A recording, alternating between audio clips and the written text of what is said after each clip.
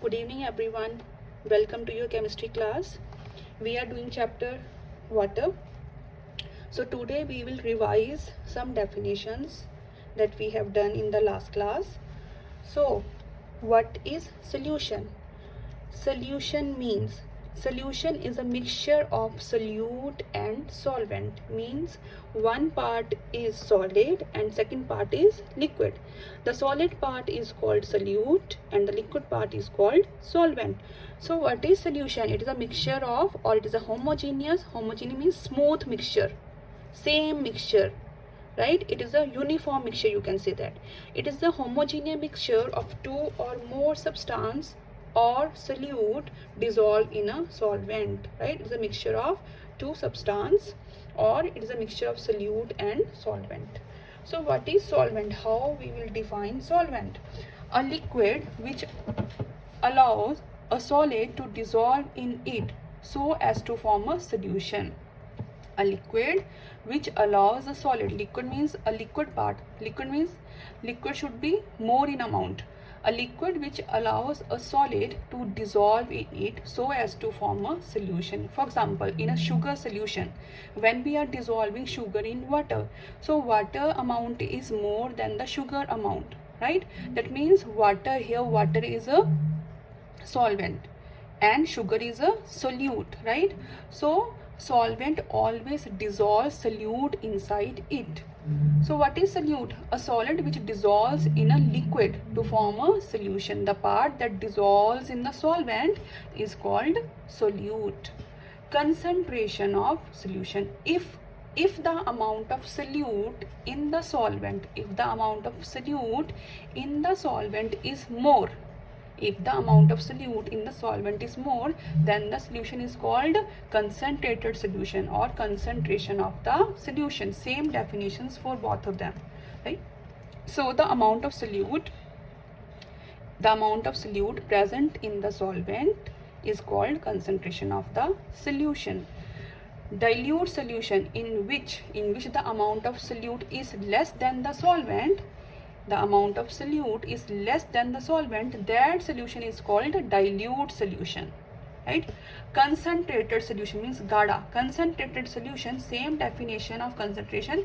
When the amount of solute is more than the solvent is called concentrated solution. A solution in which the amount of solute is large in given amount of solvent is called concentrated solution. Saturated solution, a solution which cannot dissolve more of solute at a given temperature, means it contains enough amount of solute, not possible for us to dissolve the solute further or to dissolve extra solute in it. The solution at that time become saturated solution.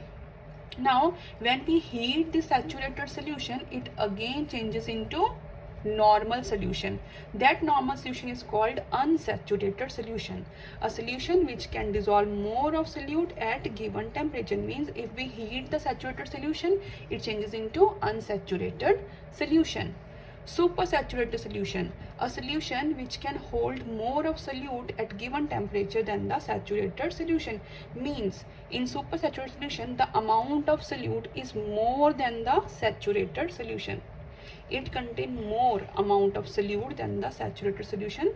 That solution is called supersaturated solution, right? So we have done the revision of the last part that we have done in the class. So today we will start with a new topic, that is solubility, right? So what is solubility of a solute?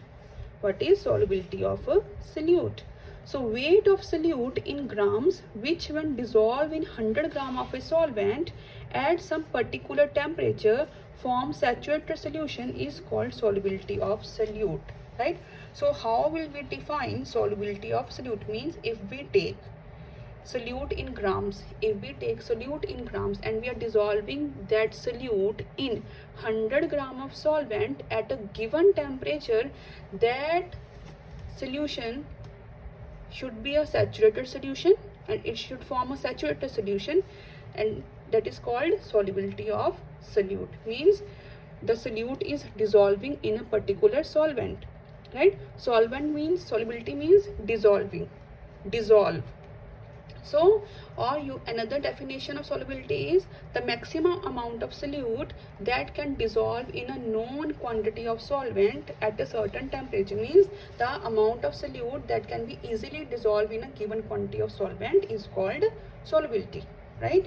Is called solubility, right? So how we will calculate the solubility of a given salt or a given solution, right? So there is a formula to find the solubility of salt.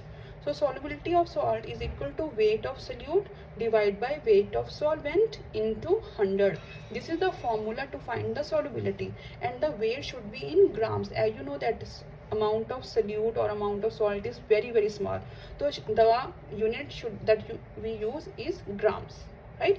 So solubility of salt is equal to weight of solute divided by weight of solvent into 100, right? So with this formula we can find the solubility of any salt.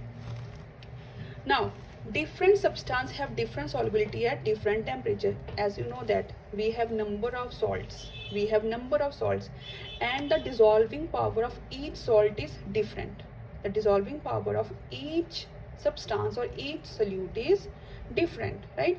For example, the solubility depends upon the nature of the solute, nature of the solvent, and temperature. Nature of solute means is solute is in the solid form or in the liquid form or in the gaseous form. If it is in the liquid form or gaseous form, it easily dissolve in a given solvent, right? So nature of solvent means, is the solvent dilute or concentrated, or it contain any extra salts in it, right? So solubility depends upon those features also. Next, temperature. As we increase the temperature, the solubility will also increase. So different salts behave differently at different temperatures, right? For example, solid whose solubility remains unaffected with rise in temperature means they are independent of temperature. No effect of temperature will take place in these solids. For example, sodium chloride, potassium chloride, lithium chloride. These solids easily dissolves in normal water, that we have done earlier also. There are soft metals, weak metals are there, and hard metals are there, right? So these salts easily dissolve in cold water, so there is no effect of temperatures on these salts, right? So next we have solids whose solubility decreases with rise in temperature. If we increase the temperature, the solubility will decrease in some cases. For example, calcium hydroxide, sodium sulfate, and water molecules, calcium sulfate. These salts solubility decreases when we increase their temperature, right? So this is the exceptional case. Solids whose solubility increases with rise in temperature. If we increase the temperature of the solution, the solubility of the solute that dissolve in the solution also increases. For example, potassium nitrate, sodium nitrate, copper sulfate, ammonium chloride. These are the salts whose solubility will increase with increase in temperature. Now next part is that how we come to know that a given solution is saturated or unsaturated, right? So for that we will perform an experiment. Take a solution at room temperature, add a little amount of solute and stir. Take a solution in a beaker, right, at a room temperature, and add some solute. Take the solute as a sugar, right? So we'll put sugar in the solution or in the water and keep stirring it, right? If the solute dissolves in the solution, right, then that means it is unsaturated solution. If it dissolves in the solution, that means it is unsaturated solution. If the solute does not dissolve in the solution, that means it is an saturated solution. Why? Because it contains enough amount of solute, so for the solute we can't dissolve in it, right? So that means that solution is a saturated solution, right? So with this we have completed the theory part of this chapter, right? Only numerical part is left.